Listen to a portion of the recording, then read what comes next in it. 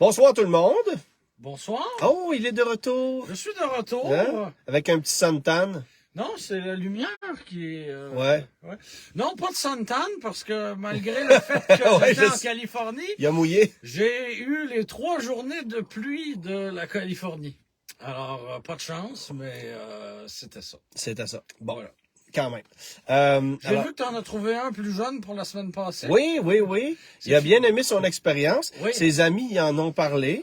Les petites filles cognent à la porte. Fait que, bref, il est en train de se dessiner une carrière? J'espère que non pour lui, parce que il va trimer dur, mais non, je pense qu'il va exceller dans un autre domaine, mon petit Émile. Pour ceux qui n'ont pas compris, ben la semaine passée, Germain n'étant pas présent, j'avais amené Fiston avec moi dans l'auto à l'instant d'un moment. Puis au bout Qui est un habitué de la grosse brune, là. Oui, ben il l'écoute en direct Non, du mais salon. Là. qui est un habitué comme passager. Ah, de l'auto, ben oui. De la voiture. Oui. Oui. Il a essayé, en fait, beaucoup plus de place dans l'auto que moi. Parce qu'il s'est assis à la troisième, où tu as déjà pris place, d'ailleurs. Oui, C'est drôle d'y penser, hein? Oui, ça me paraît très loin, tout ça. Ouais. Les choses ont beaucoup changé depuis ce temps-là. Au moment où on devait garder 2 mètres de distance entre l'un et l'autre, on recevait des fois des messages. Ça avait été ton flash, d'ailleurs, de dire « je vais aller m'asseoir en arrière ». Oui, on se disait qu'est-ce qu'on peut bien faire, alors que tout est fermé, tout est arrêté. Mais bon, et puis je me rappelle, on avait eu des commentaires qui nous disaient: mais vous n'êtes pas de la même adresse, qu'est-ce que vous faites dans un même lieu fermé? Tu sais, c'est vrai. On était sur une autre planète complètement, là. Heureusement, ça va mieux, là. Un peu. Il paraît. Bon, on a un collègue aujourd'hui. J'avais un petit tournage aujourd'hui pour un projet dont je vais vous parler éventuellement. Et malheureusement, le caméraman ne s'est pas présenté parce qu'il a pogné la COVID hier. Ça a l'air. Ah, bon. Fait que ça arrive encore, mais il n'y avait pas de l'air trop malade au téléphone. Fait que t'as enregistré le son avec le preneur de son, mais il n'y avait pas de caméraman. C'est ça. D'accord. C'est ça, t'as tout compris. Un projet vidéo de quoi? Ah, je te le dis pas. Non? OK. Est-ce que ça implique un vieux véhicule? Non. Non? Ça implique un vieux véhicule? Oui, ça implique un vieux véhicule. Non, mais on arrête ça là, c'est correct. Parfait, c'est beau. Parfait. Bon. Faut donner un peu de viande aux gens. Oui, c'est ça. Ça implique un vieux véhicule, c'est bien. Merci. C'est parce qu'on aime ça, les véhicules neufs, mais... Oui, mais pour vrai, j'avais la réflexion, puis avant qu'on arrive à ta question du jour, sais-tu ce qui m'agace le plus des nouveaux véhicules? Plein de choses, mais précisément, non. Il n'y a plus de voitures 5 portes. Il n'y a plus de coupé, il n'y a plus de décapotable, il n'y a plus de familial. Des voitures 5 portes? Il n'y en a plus. Il reste la Mazda 3? Non, mais on n'en lance pas des nouvelles. Non. Tu sais, on les élimine, là. C'est une après autre, là. Ça s'en va. Tu sais, des cabriolets. Il y en a plus. Ça, c'est fini. C'est incroyable. La mini cabriolet vit sur du temps emprunté. On sait que ça coûte très cher à produire. Il reste la Mustang cabriolet, mais encore là, tu sais, c'est une grosse voiture américaine propulsée. Tu sais, des voitures comme la Coccinelle, tu sais, la Beetle cabriolet, c'était bien, c'était pas trop cher, c'était une voiture traction, bon. Tu sais, la Sundance décapotable. Non, c'est pas l'exemple que j'avais en tête. Tu sais. La Géométro. Oui. Non plus, mais tu sais, la Miata, c'est une voiture, la MX-5, c'est une voiture formidable, mais tu dois vivre avec le compromis que c'est une sportive à 2 places. Mais tu sais, il fut une époque où tu pouvais acheter une Eclipse, une Beetle, une Solara, Solara, c'est ça. Il y avait du choix, là. Ouais. Chrysler Sebring 200. La 200, de la Pontiac G6. Ouais, ça non plus, c'était pas le même. Tu parles de la 200, on peut parler de On a-tu hâte que ce soit l'été, coudonc? Le plus mauvais cabriolet moderne que j'ai conduit, je pense, il y a eu la G6, mais pas longtemps après ça, je pense que l'Infiniti G37 décapotable, c'était épouvantable. Comment ça? Ben, le châssis, là, c'était du spaghetti. Ah ouais. Puis le toit, ça craquait, c'était... Parce qu'un G37 coupé qui est devenu un Q50, c'est pas vilain. C'est vraiment pas vilain, mais tu scrapais littéralement. Je dirais que la Lexus IS, c'était à peu près la même chose, mais dans une moindre mesure. Mais l'Infiniti, c'était un coup. Non, c'est rare, ça. Ouais. Je me souviens, là, une Infiniti G37 IPL décapotable. C'était cher, là. IPL? Ouais, c'était Infinity Performance Line ou quelque chose de même, là. Tu sais, des choses qu'on se souvient pas parce que il y a juste moi qui se souvient. Ouais. Bon, mais c'est ça. C'était un très, très mauvais cabriolet. Pas de coffre. En plus? Zéro, tu sais. Il y en a eu des mauvais, là, mais ça, c'était quelque chose. Bon, ben, on va attendre le printemps, ça a l'air. C'est quoi ta question? Elle est pas pire cette semaine, d'ailleurs. Bon, pour une fois que tu connais pas la réponse. Non, je la connaissais pas. On recommence. Quel était l'animal qui figurait sur le premier logo de McLaren? Voilà. Il n'y a plus d'animal sur le logo de McLaren. Tu peux faire rafraîchir l'écran sur l'ordinateur, comme ça on va voir oui, les commentaires défiler. C'est une bonne idée parce que, oui, on les regardait pas. Ouais. On va dire bonjour au monde, hein, parce que... il y a Miguel qui dit tabarnane. Il y a un Dodge Dakota décapotable. Oui, bon. Salut Stéphane Monette. Hey, t'as pas le droit de parler de notre projet, Stéphane. T'en dis beaucoup, là. Ouais. PT Cruiser décapotable. Bon, c'est vrai. Ouais. C'est vrai. Il y en a eu des affaires, hein. Ouais. Je t'ai déjà raconté, Dakota décapotable. Ouais. Mais c'était, je pense... Murano, bon. Au tout début de la pandémie, j'avais été voir un Dakota... l'édition, mais c'était un véhicule à vendre avec le moteur V8 318 et c'était c'était la version Shelby. Shelby. Oui.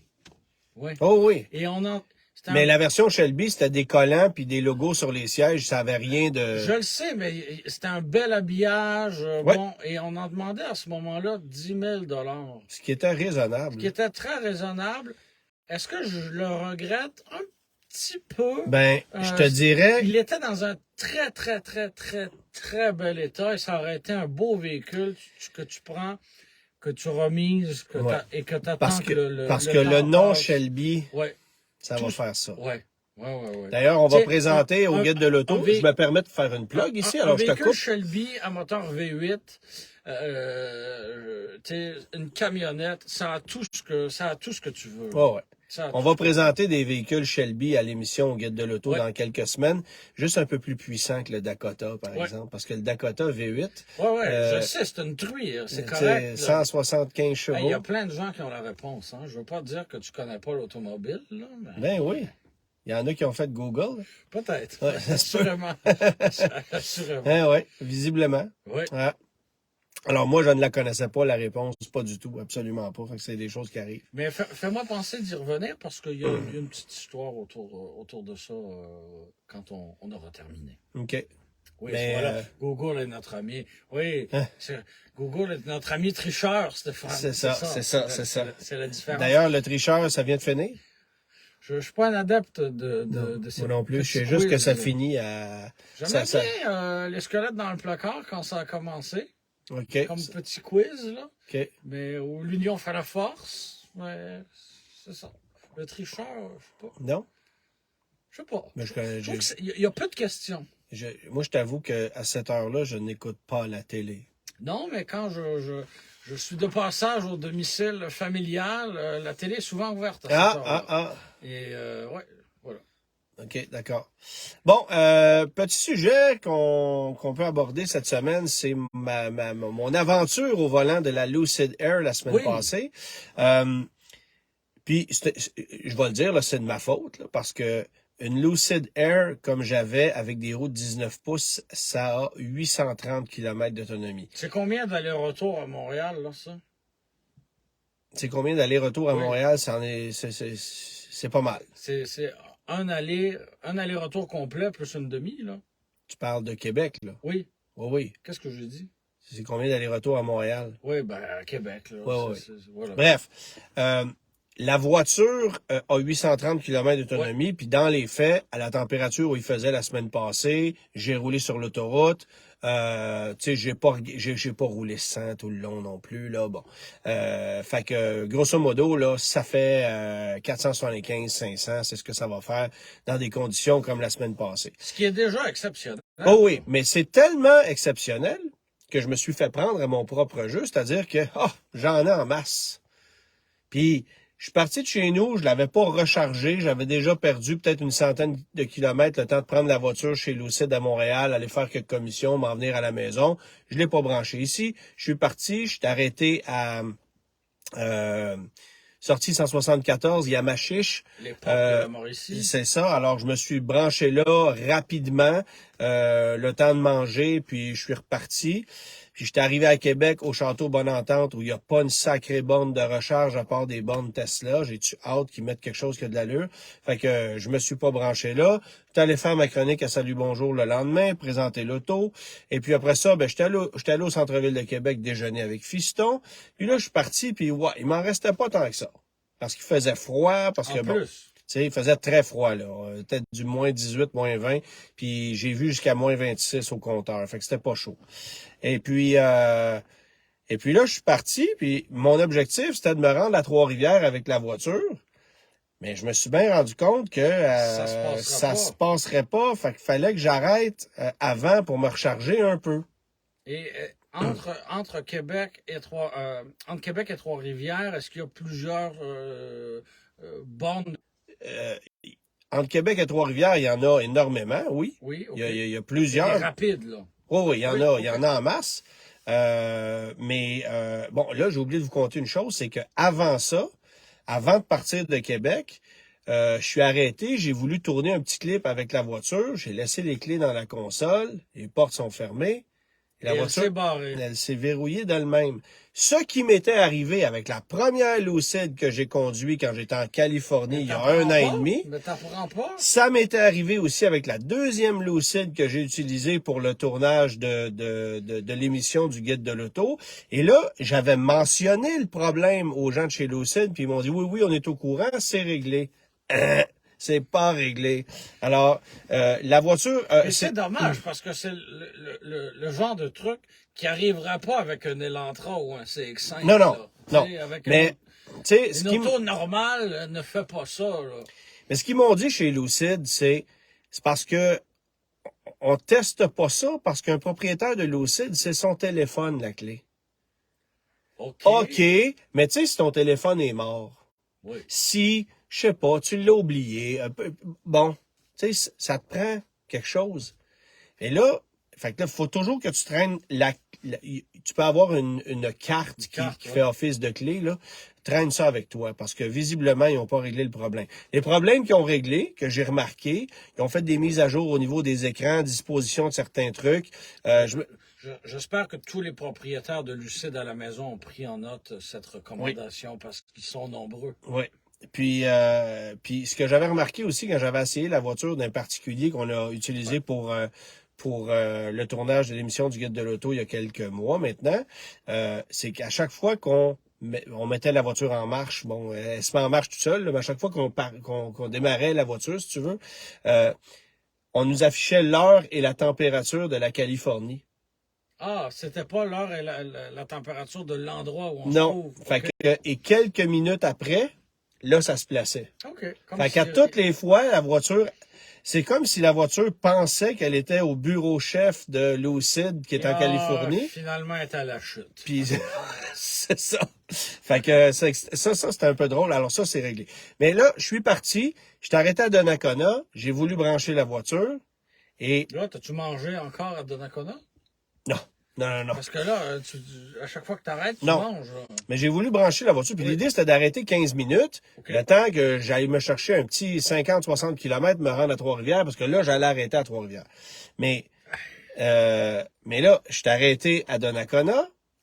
La borne ne reconnaissait pas la voiture. C'est-à-dire que ce que la borne m'affichait comme message, c'est la voiture est en marche, on peut pas recharger l'auto. Il était pas capable de reconnaître que la voiture avait besoin d'une charge. Fait que j'ai jamais été capable de me charger. C'est un problème. Puis ça, c'était une borne du circuit électrique. Du circuit électrique. 50 kilowatts. Non, circuit électrique. Alors là, je suis parti de là. Je suis allé à Saint-Marc-des-Carrières. Je me suis rebranché. Même chose. Là, c'est pas drôle. L'autre bord d'autoroute à Saint-Marc-des-Carrières, il y a une autre borne. J'étais allé voir, était pris, était utilisé. Alors là, puis ça, c'est l'autre affaire, c'est que un dimanche, là, les bornes sont pas mal utilisées. Hein? Oui, surtout comme ça, en bordure. En bordure de la 40. Là, oui. Fait que là, port de Saint-Marc-des-Carrières, il m'en reste plus beaucoup. Je me suis rendu à Sainte-Anne-de-la-Pérade, où là, je suis arrivé à un endroit où il y a 2 bornes de 50 kW. J'ai encore branché, ça fonctionnait pas. Ben là, j'ai fait, OK, c'est l'auto qui a un problème, c'est sûr. Mais comment ça? Demande-moi pas, mais ce que... Il n'y avait pas de lecture ou d'échange qui se ce faisait que les entre bornes la me disaient, et... ce que les bornes me disaient, c'est la voiture est en marche, veuillez éteindre l'auto. Mais une Lucid, c'est comme une Polestar, ça s'éteint pas. Tu mets ça sur le drive, tu mets ça sur le park. Il n'y a pas de bouton de démarrage, ben, comme une Tesla. Ouais. Alors c'est un sérieux problème. Puis là, j'ai appelé le gars de chez Lucid que j'ai dérangé le matin à 10h un dimanche, puis j'y explique la chose. Puis là, j'ai débranché la voiture, puis je l'ai rebranché dans l'autre borne qui était à côté. En fait, ça a fonctionné sur les autres bornes, mais 30 secondes, puis ça plantait. Okay. Fait que moi, je recevais un relevé d'utilisation du circuit électrique qui me coûtait 11 cents. Parce que ça avait fonctionné pendant 30 secondes, puis ça avait planté. Mais là, quand j'ai branché ça dans la 4e, ça a marché. Demande-moi pas pourquoi. C'est bizarre. Mais c'est pas rassurant parce que, advenant l'idée où tu aurais peut-être, entre guillemets, poussé un peu ta loque, puis tu aurais étiré ton autonomie, et que là où tu serais arrivé, par exemple, à Sainte-Anne-de-la-Pérade avec 10 ou 15 kilomètres restants, ben, puis tu as besoin de te recharger là. Ben, en fait, puis si ça fonctionne pas, mais pour vrai, t'es cuit, là. C'était ma dernière option parce qu'il me restait 6% de charge sur la batterie. Puis là, ça a fonctionné. Fait que là, je me suis rechargé. Oui. Je suis parti de là. Je suis resté peut-être 20 minutes. Je suis parti de là. Poisson des Chenaux ou non? Non. Non? Non. Alors après ça, je me suis rendu à Trois-Rivières. Oui. J'étais allé au site de rouler électrique, là, où il y a un paquet de bornes. Écoute, quand je suis arrivé là, elles étaient toutes utilisées. Il y a 7 bornes rapides sur le site. Elles étaient toutes utilisées. Mais là, j'ai eu la chance de... Tu sais, j'ai attendu comme 15 minutes. Je jasais avec le propriétaire du site. Les gens devaient être curieux de voir la voiture aussi, là, parce que... Pour vrai, je te dirais que c'était pas mal toutes des Bolt puis des Kona. Puis les gens, c'est comme, OK, on se branche puis on s'en va prendre un café. Fait que je me suis branché sur place. J'ai attendu peut-être 1 heure, mais j'étais allé prendre un café en bas de la côte et puis j'étais avec Fiston, fait qu'on a pris un café, on a jasé avec les gens de la place, puis après ça je suis reparti, puis pas de problème, je me suis rendu à la maison. Mais tu sais, puis là, ça a bien chargé, puis j'avais pas de problème. C'est sûr que la consommation énergétique, je l'ai calculé, là, je faisais du 27-28 kWh par 100 km. C'est assez élevé. Oui. Mais en même temps, les conditions étaient pas idéales parce qu'il faisait froid. Il faisait très froid. Mais tu vois, regarde, aujourd'hui, pour te donner un exercice de comparaison, aujourd'hui, j'ai fait un aller-retour à Castleman, en Ontario. Oui. C'est 150 km de chez moi, donc 300 allers-retours, littéralement. Oui. Je suis parti avec une Polestar 2. Oui.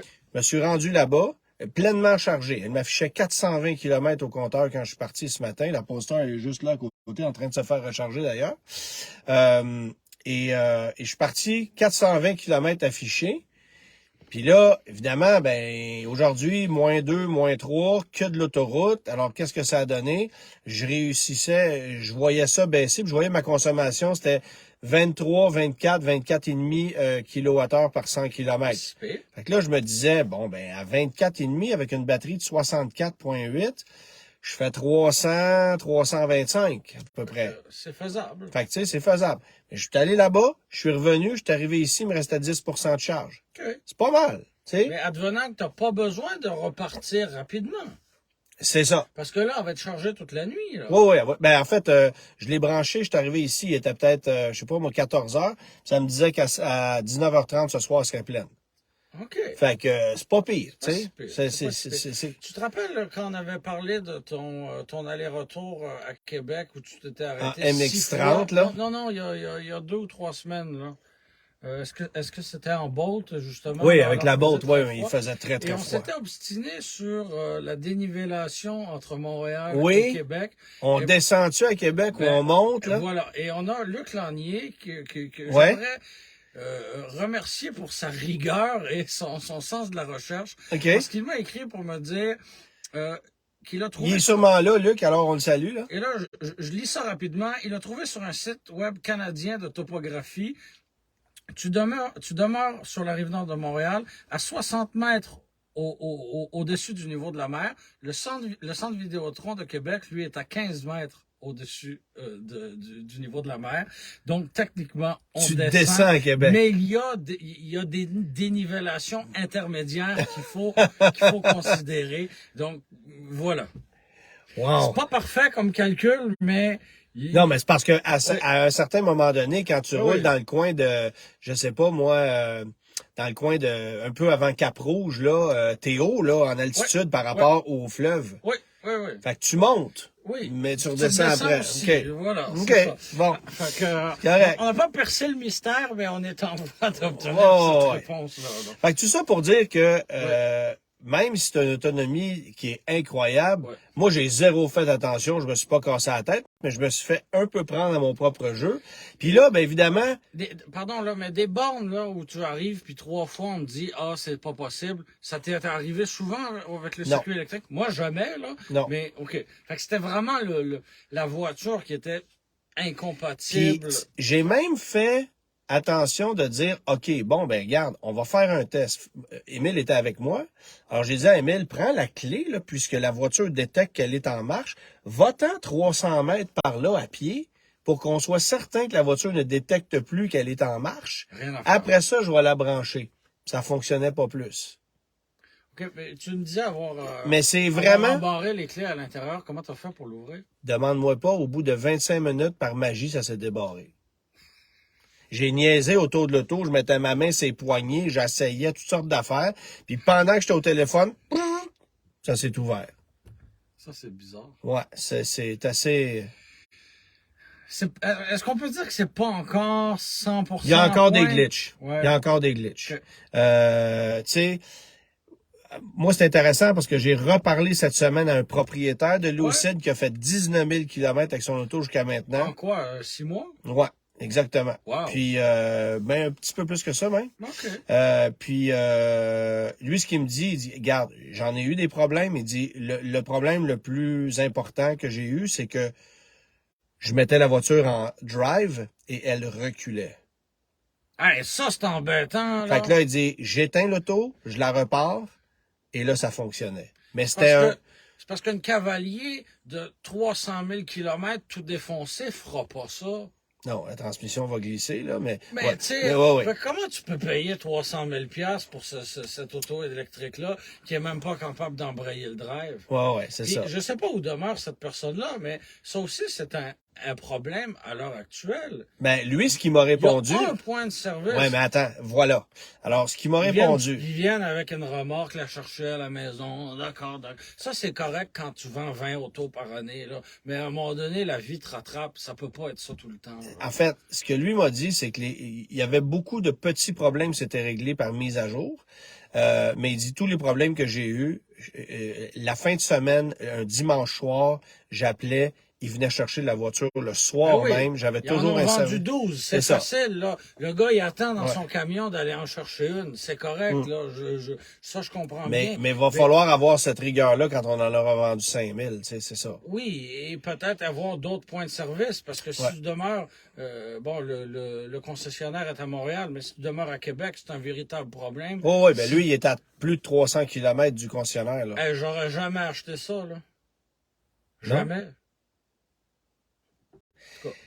Moi, je t'avoue que je trouve ça intéressant parce que j'ai eu des discussions avec les gens chez Lucid et je leur ai dit, mais pour vrai, là, quand la version Touring va arriver, qui est 4 roues motrices, qui a 620 chevaux au lieu de 819, mais 620, t'en as-tu plus qu'en masse quand même? Tu sais, t'as quand même les plus belles commodités d'une Lucid, puis elle est 144 500 au lieu de 212 500.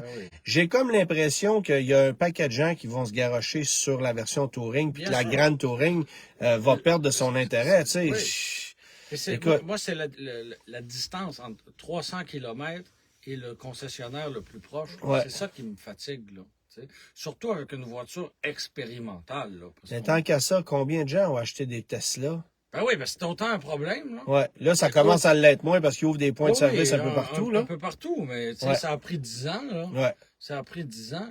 Ouais. Fait que, c'est une auto expérimentale, là. C'est pas de dire, j'achète une Genesis, puis je suis à 200 km du concessionnaire le plus proche. Genesis, on sait un peu à quoi s'attendre, là. Ça va, là. Il y a Maxime qui dit, la seule fois où j'ai vécu ça, borne rapide qui chargeait pas, c'était lorsque j'avais fait 2 charges rapides de suite et que la batterie surchauffait. OK. Oui, ce qui a pas été le cas avec la voiture. Okay. Puis à Trois-Rivières, ça voulait plus pantoute. Il a arrêté à Yamachiche, puis à Trois-Rivières, ça voulait plus pantoute. Mais ça, effectivement, surtout sur des Nissan Leaf, on a entendu ça. Oui. Tu charges 2-3 fois, puis après ça, il en prend plus. Mais ça, c'était pas le cas, là. Puis c'est drôle parce que cette batterie-là est capable de prendre une vitesse de charge de 350 kW. Fait que 50 kW. Fait que je me suis mis, de la petite bière, mais la veille, je m'étais mis sur une 100 kW, puis le maximum que j'allais chercher, c'était 52, 54, pas plus que ça. Faisait très froid. Puis tu vois, le lendemain, il faisait un peu moins froid. Je me branchais sur des 50, j'étais à 49 tout le temps. Fait que tu sais, c'est ça. Ça dépend toujours de la borne. Mais bref, c'est les joies d'une voiture électrique. C'est drôle, hein, parce que je suis arrivé justement au site de rouler électrique à Trois-Rivières. Arrive une femme avec un Volkswagen ID4 flambant neuf. Elle se l'est fait livrer la veille. Pas de thermopompe. Propulsion, pas de thermopompe, modèle de base. Donne-moi un Atlas, là. Mais là, le gag, c'est pas ça. Quoi? C'est qu'elle, là, elle a aucune idée comment ça fonctionne. Il n'y a personne qui y a expliqué. Elle, là, a dit... Il y a des gens dans les concessionnaires, pas des vendeurs, des préposés à la livraison qui sont supposés... Elle a aucune idée. Ouais. OK? Et écoute, moi, je la vois arriver... Où, on le sait-tu? Ben, en tout cas, j'étais à Trois-Rivières. Puis, oui, visiblement, c'est quelqu'un du coin, là, parce que... Mais elle est arrivée là, beau petit camion bleu marine, tu sais, elle était avec son mari, elle venait de s'acheter un véhicule électrique. Là, elle dit, comment ça fonctionne? Je me branche-tu ici? Ben, je dis, avez-vous votre carte de membre? Ah, ça prend une carte de membre, elle n'était pas au courant. Voyons donc. Là, il y a des bornes flow, il y a des bornes du circuit électrique. J'ai dit, avez-vous une borne à domicile? Ah non, hein, ça me prendrait ça. Ben voyons donc. Elle s'est fait... OK. Moi, j'ai pas posé trop de questions, mais ça m'a vraiment donné l'impression de... Elle avait un Tiguan, elle est arrivée chez Vaux. Elle se dit, c'est la nouvelle saveur du moment. Bon, mais elle est partie avec ça. C'est fascinant. Il y a tellement d'éducation à faire, là. Oui, puis ça, tu sais, nous, on en fait, là. On en fait un bout. Mais en même temps, celui qui te vend un véhicule et surtout celui qui te livre un véhicule doit faire ce travail-là, là. Moi, c'est pas vrai que je laisserais quelqu'un partir avec un ID4 flambant neuf sans qu'il y ait une borne à la maison. Là. Ben, c'est ce qui est arrivé. Il va revenir le lundi matin en disant, j'ai épuisé la batterie, qu'est-ce que je fais? Voyons donc. Tu pars pas du dealer sans que tu aies téléchargé l'application du circuit électrique puis t'as mis 100 pièces de... Mais on a tout le temps cette impression que les gens qui achètent des véhicules électriques sont super éduqués puis savent exactement. Ben non, et là, c'est monsieur tout le monde. Tu sais, il y en a combien des gens... C'est pas des ingénieurs électriques puis des informaticiens qui achetaient des Nissan Leaf, là, tu sais. C'est ça. Puis des Focus électriques, puis on n'est plus là, là. Là, c'est n'importe qui en achète un parce que c'est cool, parce que c'est technologique, parce que c'est la saveur du moment. C'est ça. Hey, je peux pas croire que... Pauvre madame. Tu sais, fait que puis je veux dire, on le sait, là, actuellement, le bobo chez Volkswagen avec les ID4, c'est que c'est des ID4 pour les Américains, fait qu'ils sont propulsion, pas de thermopompe. Du temps veut puis là, on en chip au concessionnaire, puis eux autres savent pas quoi faire avec ça. Fait que si vous voulez parce que les gens au Canada, au Québec surtout, ont commandé quoi? Des versions à 4 roues motrices avec une thermopompe.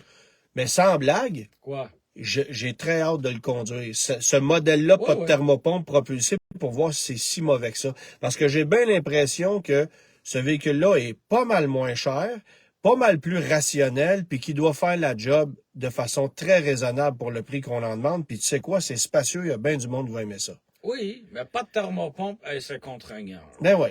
Ben tu sais, qu'est-ce que j'ai vu là? Bon, si tu prends une Polestar 2 de base, il n'y a pas de thermopompe. Qui achète une Polestar 2 de base? Tu sais, il y a beaucoup de véhicules qui sont livrés. Qui achète ça?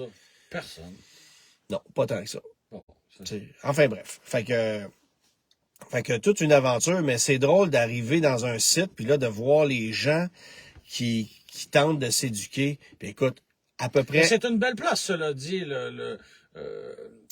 rouler électrique, le spot où on était, là, de Sylvain, là-bas, c'est un bel environnement pour se familiariser avec l'automobile électrique. Oui, exactement. Puis là, lui, il a l'intention d'aller amener des bornes de 200 kW. Tu sais, il veut continuer de pousser ça énormément. Bon. Puis il y a des bornes de 350 kW aussi à Trois-Rivières au Canadian Tire.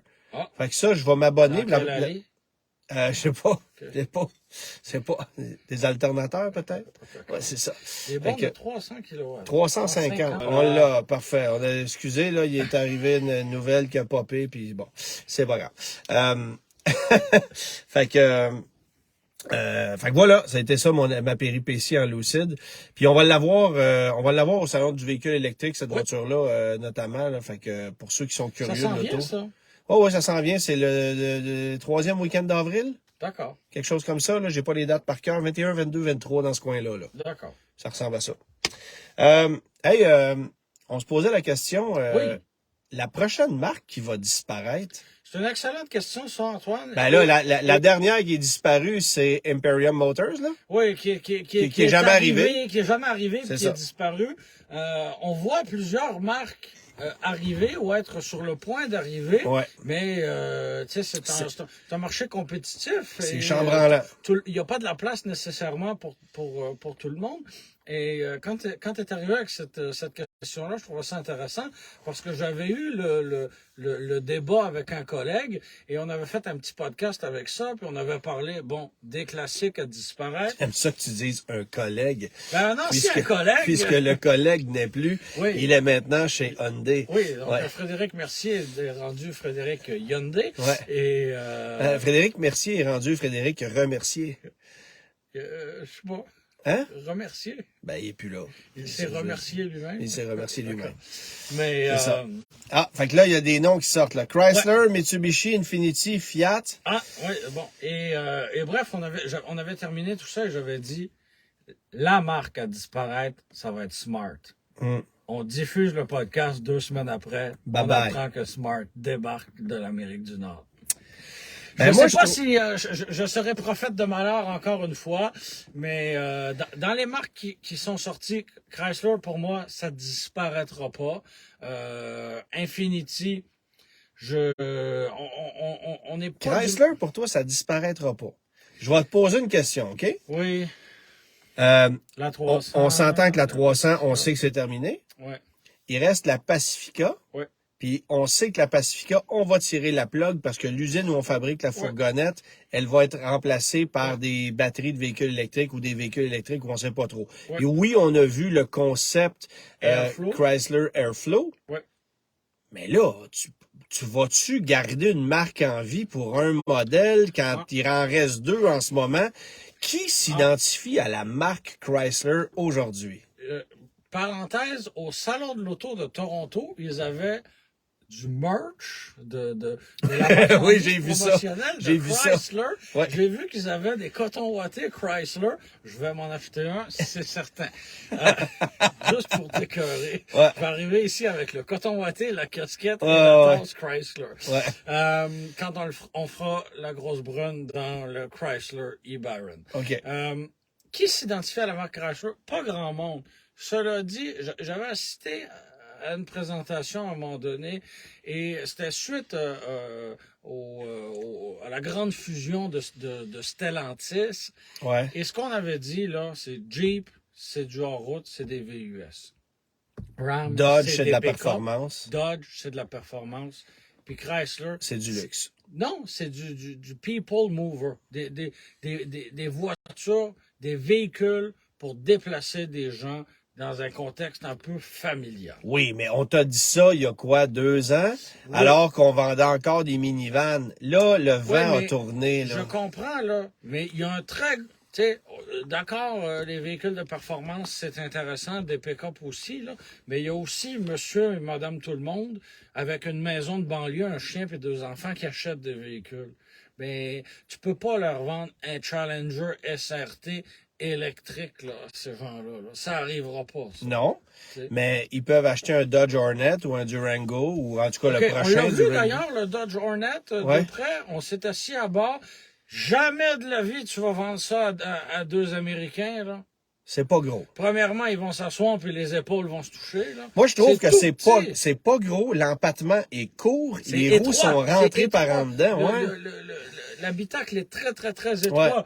Je trouve ça beau. Je le trouve beau. Je suis sûr que ça doit être plaisant à conduire parce qu'il y a un peu d'italien dans le nez. Mais c'est quoi le parallèle que je te faisais? Oui. J'ai dit, si on remplace le Journey par ça, Oui. c'est un peu comme quand on avait remplacé la Tempo par la Contour. Oui, On va te vendre ça 2 fois le prix pour un véhicule moins spacieux puis que les Américains voudront pas. T'as tout compris. T'as tout compris. Alors, je pense pas que Chrysler disparaisse. Il y a quelque chose. Ben, en tout cas, le cœur pompe pas vite, là. Non, on est dans un très, très gros creux de vague en ce moment. Ça, c'est sûr. Ouais. Après ça, les autres noms qui sont sortis. Fiat. Mitsubishi. Pour moi, Mitsubishi ne quittera pas. Jamais. Il y a des moments où j'aurais pensé, là, avant l'alliance, là, avec Nissan, effectivement. Non, mais Mitsubishi, c'est là pour rester. Ça, c'est sûr. Ouais. Je sais pas à quel point c'est difficile aux États-Unis. Ouais, mais aux États-Unis, c'était plus difficile que chez nous. Puis là, ils ont un regain. Ouais. Alors, tu sais, ça, c'est intéressant, là. Non. C'est pas demain que Mitsubishi va disparaître. Moi, sérieusement, Infiniti, j'ai bien de la misère à imaginer que ça puisse demeurer. Tu me disais, il existe, à cause du réseau de concessionnaires, ça va être difficile de tirer la plug. Est-ce qu'on pourrait conserver Infiniti seulement aux États-Unis? Parce que n'oublie pas que Nissan au Canada puis Nissan aux États-Unis. C'est 2 affaires. C'est 2 affaires différentes. Ouais. On a eu plusieurs exemples. Le la Titan. Micra, le Titan, comme la quoi Quest. on prenait des décisions indépendamment. Ouais. Si le Canada lève la main et dit, garde nous d'Infiniti, là, on en vend 2 douzaines par année, on n'en veut pas. On n'en veut plus. Ouais, ça se peut. Puis aux Mais États-Unis, tu sais, moi, je vais te donner l'exemple. Infiniti, là, un des premiers concessionnaires Infiniti au Canada, ça a été Luciani Infiniti sur Jean Talon à Montréal. OK? Peux-tu croire que ce concessionnaire-là, qui était ancré dans la marque depuis les tout débuts, quand on est arrivé avec la Q45, la G20, ben on a changé la bannière pour Cadillac. Puis ils ont bien fait. Ça en dit long en tabarouette. Ils ont bien fait, absolument. Ah non, ça s'en va dans le mur, là, complètement. Alors, mais et beaucoup Mais pour la même raison que Fiat. Beaucoup de concessionnaires Infiniti ont été annexés à des concessionnaires Nissan. Tape dans le mur de Jeeps, puis c'est fini, là, on s'entend. Là. Mais, bon. Tu sais, pour moi, Infiniti au Canada, ça pourrait se faire rapidement. Mais tu sais, Fiat, c'est pas encore arrivé. Oui. Puis là, on va arriver avec une Fiat 500 électrique. Mais on garde ça en vie. Arrête-moi ça, là. Non, on pourrait tirer à la plug sa marque, continuer à vendre une Fiat 500e à travers des Dodge ou bon, tu sais, il y aurait. Arrête-moi ça. Non, mais Fiat est encore. 500e.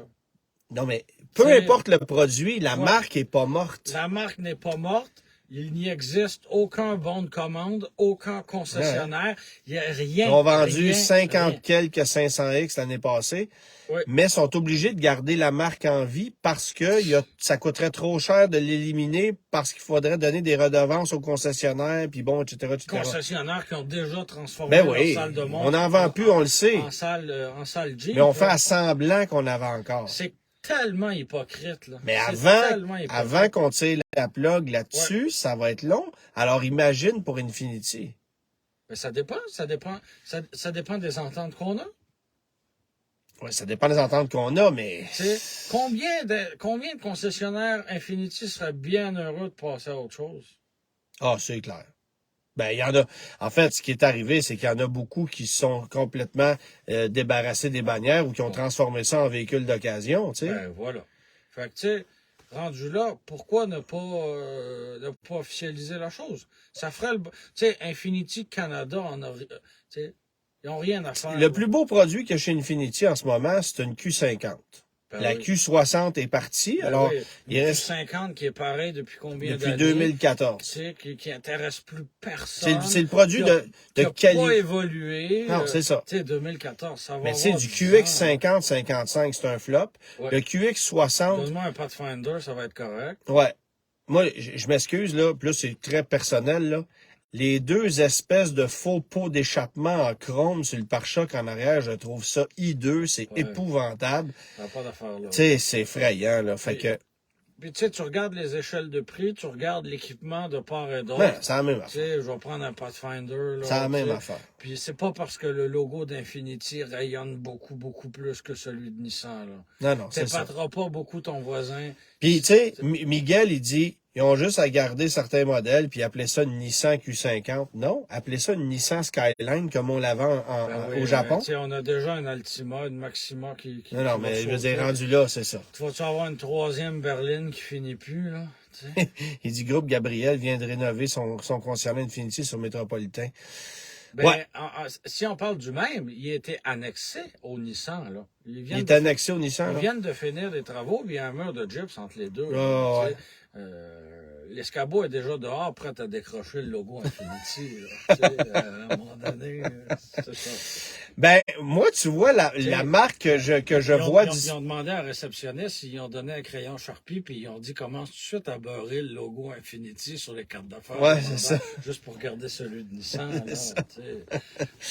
Je peux pas croire que ça existe toujours. Ça me dépasse. OK. Fait que tu dis quoi de Jaguar? Ça, c'est fini. Ça, c'est terminé. Et ils ont vendu 1000 autos l'année passée au Canada, dont 800 F-Pace. Oui. Des E-Pace, ils en ont vendu 8. Et j'avais écrit un texte sur Jaguar avec la F-Type, parce que c'était probablement la dernière fois qu'on conduisait cette voiture-là. Ouais. Et ce que je disais, effectivement, on a vendu quelques centaines. En fait, 80% des ventes, c'est des F-Pace. Oui. Advenant le fait que Jaguar n'existe plus, combien tu arrives à transformer de clients de F-Pace en clients de Land Rover? Ben non, mais c'est ça. 100%. C'est que le problème de Jaguar, c'est que c'est rendu une marque de VUS où on vend plus rien. Ben, parce que la VUS, un E-Pace, là, personne non, mais ça, de toute façon, ils n'amènent plus. C'est terminé. Personne n'achète ça. On dit techniquement que c'est disponible, comme le I-Pace d'ailleurs, mais on n'amène pas. Fait que ça se vend pas. Ouais. Il y a le F-Pace qu'on amène.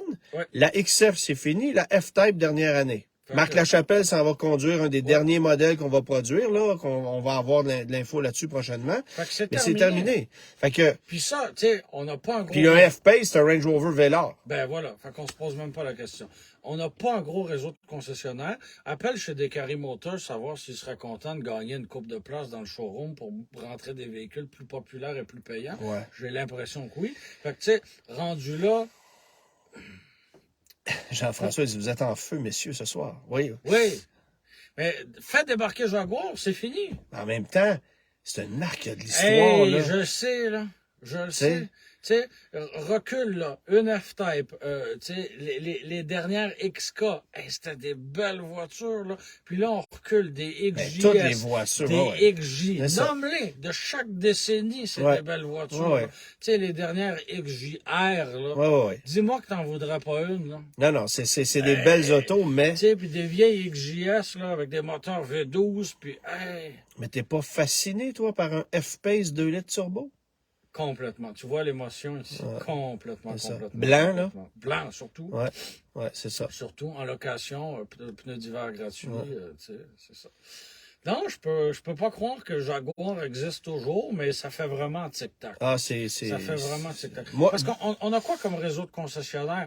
Bon, Descaries Motors à Montréal. Ben, il y a 2-3 concessionnaires dans le Grand Montréal. Il y en a il y en a pas à Trois-Rivières. Il y en a un à Québec, Autocollection. Ouais. Puis c'est tout, là. C'est tout. Fait que, tu sais, ça sera... Mais en vérité, c'est que c'est ça. Je sais qu'il y en a dans d'autres provinces, là. Remplace... Mais ce serait vite fait. Puis, effectivement, les clients de F-Pace, ben, tu vas leur montrer un Velar, tu vas leur montrer un je sais pas quel autre, Land Rover ou Range Rover, puis ça va être correct, là. Tu vas être capable de les transformer en clients.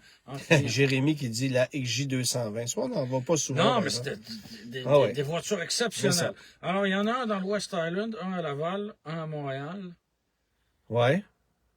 Puis au Québec. Mais il y en a un à Ville d'Anjou.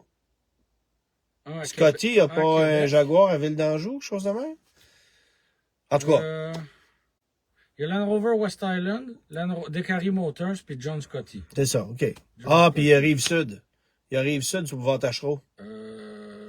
Qui est à Scotty aussi. Land Rover? Ben, c'est rare, juste Land Rover, je pense pas. Quoique c'est ça qui va arriver, là, mais ouais, c'est ça. J'ai l'impression que c'est juste Land Rover. Je sais pas pourquoi. Je sais pas.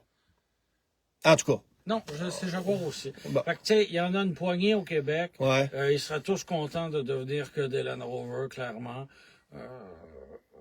Quel avenir? Bonne question. À part ça, Buick. Tu sais, Buick, pour aux États-Unis, on en vend encore un peu. C'est parce qu'on a une drôle d'image ici au Québec. Là. Tu sais? Ouais. Non, mais Buick, il n'y a plus de voiture. Non, je sais. Tu sais, le Envision, c'est un produit chinois. Mais ça va pas mal, c'est ça le pire. Tu sais, non, mais tu peux pas me mettre ça à côté d'un RDX, là. Non, c'est certain. Tu sais? À tous les points de vue. Puis, tu sais, encore GX avec un moteur de brosse à dents, là, c'est un 3 cylindres, 1.2 litres, là, t'es ridicule. Mais là, il est redessiné pour 2024. Oui, je suis très excité. Ouais. C'est ça. C'est dommage que tu portes des manches longues, on peut pas voir le poil dressé sur tes bras. Ouais, je sais. Pascal, il dit, qu'est-ce que vous pensez de Suzuki dans notre marché actuel? Ça reviendra jamais. Non. En Amérique du Nord, il faut vendre des véhicules chers. C'est comme ça. C'est fini, là. Les petites voitures, c'est terminé. Mirage s'en va. La seule... Rio, on n'a pas de confirmation, mais la logique voudrait que c'est la dernière année et qu'on la renouvellera pas. Ça, c'est d'une tristesse parce que c'est tellement de bonnes voitures. Ouais. Mais, tu sais, c'est tellement de bonnes voitures, mais tu te mets à la place de Kia, là. Tu vas-tu développer une auto comme celle-là? Non, je te demande pas de la développer. Fais juste la garder à jour tranquillement. Ouais, c'est ça. C'est parfait comme auto, là. C'est la dernière petite voiture. Ouais. Là. Il y a la Versa, mais ça, c'est rendu là, t'achètes une Sentra. On n'en parlait même pas, là. Ouais. C'est ça. Rendu là, t'achètes une Sentra. C'est terrible. La Versa, c'est une bonne auto, mais l'écart de prix est pas... Puis c'est trop proche d'une Sentra. C'est-à-dire que, tu sais, une Rio 5 portes, puis une Forte... Ça se peut que t'aimes une, mais que t'aimes pas l'autre. Oui, il y a une mais, bonne distinction. Si t'es un acheteur de Versa, t'es aussi un acheteur de Sentra, là, c'est la même affaire. T'es un acheteur de prix, là. Il y a personne qui rentre chez Nissan. Oui, j'aimerais ça une Versa. Non, t'es rentré pour une Sentra. 250$ par mois, là. C'est ton seul critère. Puis elle coûte plus cher que ça. 300$ par mois. Ben, ça dépend combien de mois, là. Ouais. Si tu la mets sur trop de mois, elle coûte 250 par mois. Pendant beaucoup trop de mois. C'est ça l'affaire. Ouais, exactement. Mais, puis, je sais pas si on a vu les commentaires, mais mettons, tu sais, dans les marques qui n'ont pas le vent dans les voiles, il y a Alfa Romeo, mais d'après moi, ça débarquera pas tout de suite. Ouais, là, c'est fort. Tu sais, je sais pas. C'est pas, ils n'ont pas le vent dans les voiles. Non, là. C'est sûr. Je sais pas. Bon, rapidement, on est dans le gros cette semaine? On est dans le gros. Il y a une Polestar à côté, là, c'est pas ça. Mais toi, t'essaies un Yukon, puis moi, j'essaie une Expédition. Oui, puis je conduis il y a 2 semaines un Wagoneer. Fait que je me dis que des véhicules électriques, c'est bien, mais en même temps, c'est pas tout ce qui existe. J'étais un peu resté sur mon appétit avec le Wagoneer parce que, puis on en a parlé un peu à la radio, c'était une version ordinaire, banquette à la 2e rangée, gris foncé bien ordinaire, pas de toit ouvrant, pas de flafla, pas d'accessoires, le V8 est mis 5,7 litres. À 80 quelques mille piastres. À 90 000 $. Mais là, regarde en ligne, là, il y a des rabais sur ces véhicules comme ça. C'est ça. Puis je peux comprendre. Ça doit pas se garrocher aux portes pour ça en ce moment. En fait, sais-tu ce qui se vend? Des Grand Wagoneer série 2, série 3, ça se vend. Parce que j'ai l'impression que tu as plus... Tu sais, à 120 000, un Grand Wagoneer, ben t'as de la matière, il y a quelque chose, t'as la peinture deux tons, t'as les belles jantes, t'as l'intérieur qui déborde d'accessoires, puis que tu veuilles les avoir... 9 écrans, là, ouais. Ouais, ben que t'en veuilles ou pas, au moins il se passe quelque chose. Là, t'embarques dans un Wagoneer à 89 000, puis tu sais, donne-moi un Durango, ça va faire pareil, là. Tu sais? Donne-moi un Durango pour 20 000 de moins, puis ça va être correct. Là. Ben, les Durango aussi, il y a des rabais. Là. Ben, en fait, chez Chrysler, on met des rabais en ce moment parce que ça fait un méchant bout de temps qu'on a développé. Bon, le Wagoneer, c'est nouveau, là, puis le Grand Cherokee, mais... Et là, je conduis le GMC Yukon régulier, pas le L, une version Denali Ultimate, tout ce que tu veux, d'accord, 110 000 $. Oui, c'est beaucoup, beaucoup de sous, mais ça va tellement bien, là. Ouais. C'est génial. Puis tu vois, moi, j'ai une expédition. Avec le V8 6.2 litres, ouais. qui est le gros moteur. Puis j'ai fait presque 600 km dans la neige hier, des routes de campagne, de l'autoroute, un peu de ville. 13,3 litres au 100. Oui, c'est une consommation élevée, mais pour ce que c'est pas tant. Élevé, non, mais tu sais, il y a bien des gens qui se disent hey, 13 litres, c'est beaucoup. Pas pour ça. Ben, tu sais. Alors, moi, j'ai une expédition. Oui. Là, attends, en fin de semaine, je vais remorquer avec le véhicule en plus parce qu'il y a l'attelage derrière et tout et tout. Okay. Fait que là, je vais être curieux de voir à quel point on va grimper la consommation. Ouais. Mais voilà. Mais tu sais, je prendrais ça avant escalade parce que ouais, moi aussi. L'aspect clinquant, là. Tu sais, je te parlais du Grand Wagoneer que j'aimais parce qu'il était all dress, d'accord, mais un escalade, c'est trop, ça flash trop. Ouais, il y a une image bling-bling qui vient avec ça, qui, moi, me parle moins. Bon, l'automobiliste moyen pourrait pas deviner que ça vaut 110 000 $. Puis je trouve ça correct comme ça. Ouais. Je trouve ça correct comme ça. Mais l'expédition que j'ai là, c'est là, j'oublie la version, là. Timberland. Alors, version un peu Justin hors route. Timberland. Ouais, c'est ça. Fait que version un peu hors route. Un peu hors route. Il y a des pneus all-terrain, puis c'est tout. Il y a des pneus all-terrain, des petites lignes rouges dessus, puis bon, tu sais. Puis ils ont mis des pneus d'hiver dessus. Hankook, c'est de la cochonnerie. Écoute, c'est avoir des pucks de hockey, puis ça, c'est la même affaire. Je m'en allais hier dans la neige, je dansais tout bas, tout côté. Achetez jamais ça, ces pneus-là. Là, des pneus, je sais pas c'est quoi le modèle, mais c'est un pneu d'hiver Hankook camion, là, ça marche pas. Mais je t'avoue que ça va mieux que ça à quoi que ce que j'avais dans mon souvenir. Le moteur fait un travail correct, c'est assez solide. Il y a quelques craquements à bord, là, mais tu sais, mais c'est un camion de 92 000 $, lui aussi, avec une belle finition en dedans, là, évidemment avec la grosse tablette au centre. Pas 92 000 jamais. Pour une expédition. Pas là. Ça. Puis tu vois, moi j'ai fait 300 quelques kilomètres avec, majoritairement autoroute, puis j'étais à 15,3. Puis c'est un 3.5 EcoBoost, c'est pas un V8 6,2. C'est doux, là, ça va bien, il y a du couple à revendre. Un super moteur, ça. Oui, vraiment. Mais on a une grosse taxe à la cylindrée, c'est le 6.2 parce que ça pollue trop. Puis le 3.5 EcoBoost, ben non. Tu sais, il n'y a pas de taxe à la cylindrée. C'est absurde. Ah oui, c'est ça. C'est absurde. Bienvenue au Québec. Ouais. C'est ça. Ça n'a pas de bon sens. OK, je te sors la brochure de la semaine parce qu'on est dans du véhicule intéressant. D'accord. J'ai décidé de sortir ça. Alors, GMC Envoy 2005. D'accord. OK? Pourquoi je t'ai sorti ça? Parce que 2004 et 2005, il y a une version particulièrement intéressante. Avec laquelle tu peux transporter un arbre. Ou un frigidaire. Debout. Fait que ça te permet... Et tout le monde fait ça. Tout le monde. Puis, dans un véhicule. Puis comme me faisait remarquer Jill McIntosh, qui est une journaliste ontarienne, qui m'avait bien fait rire avec son anecdote, elle dit combien de frigos t'achètes par année? Ça te prend un camion comme ça.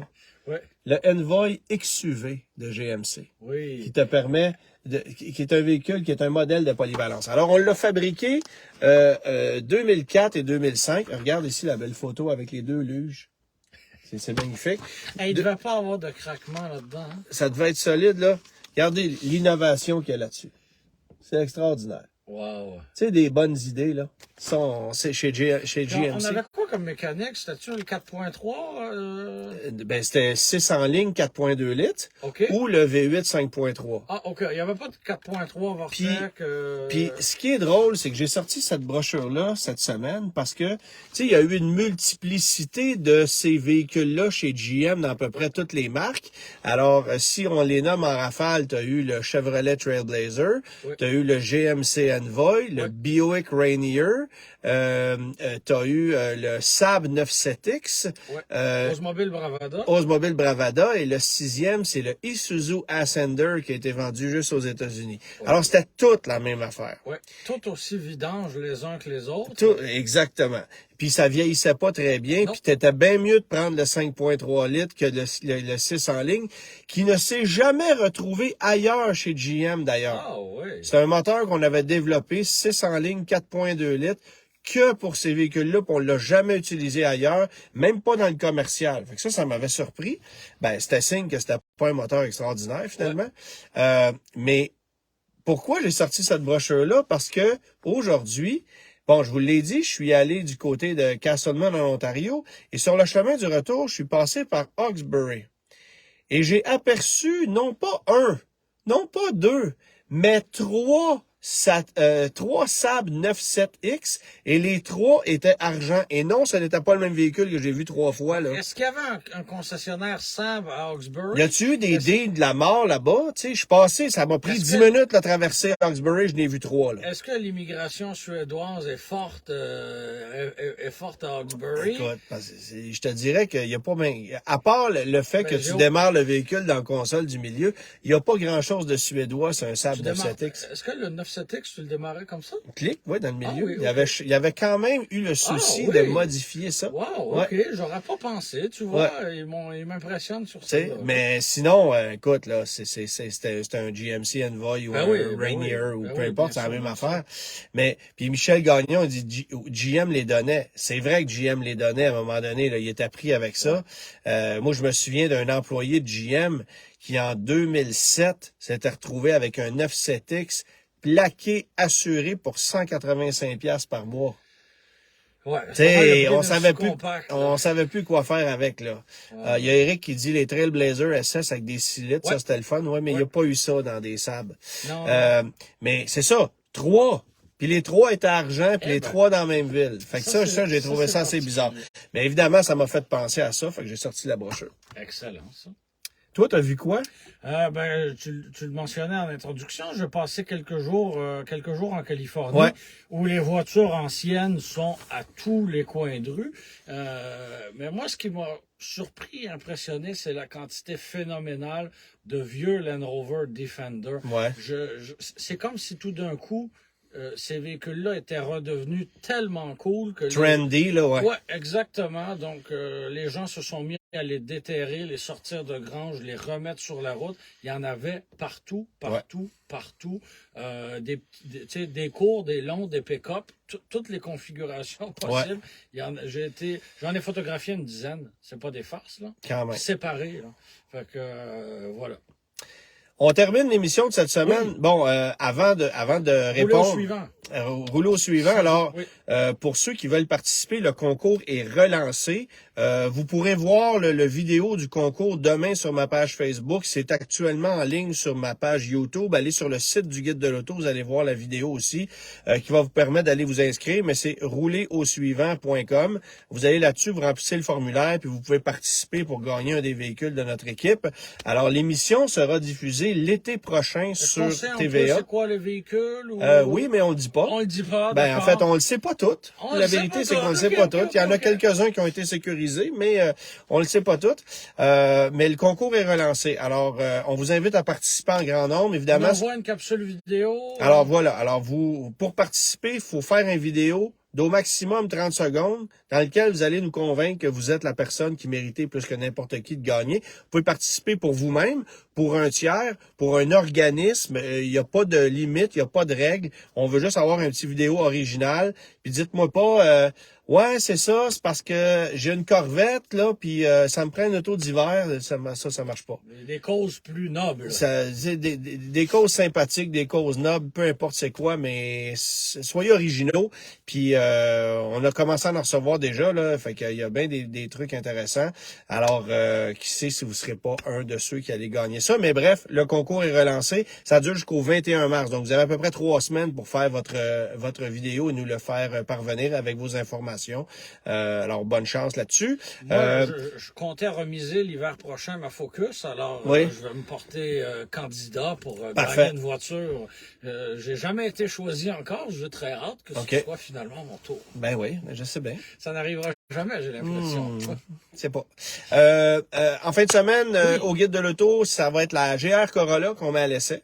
Alors, on a eu bien du fun sur le circuit de Mécaglisse. D'ailleurs, les 4 prochaines émissions, ça s'est tourné en situation hivernale à Mécaglisse, dans la neige. Fait qu'on l'a fait lever pas mal. On a eu bien du fun.